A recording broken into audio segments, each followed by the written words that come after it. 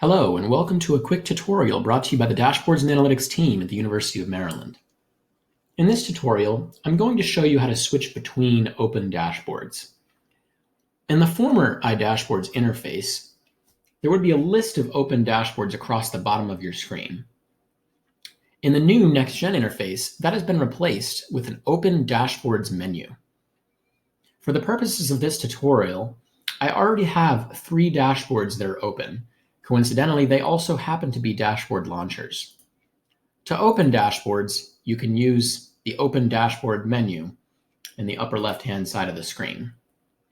Once you have several dashboards open, you can click the switch icon and then click each dashboard to switch between.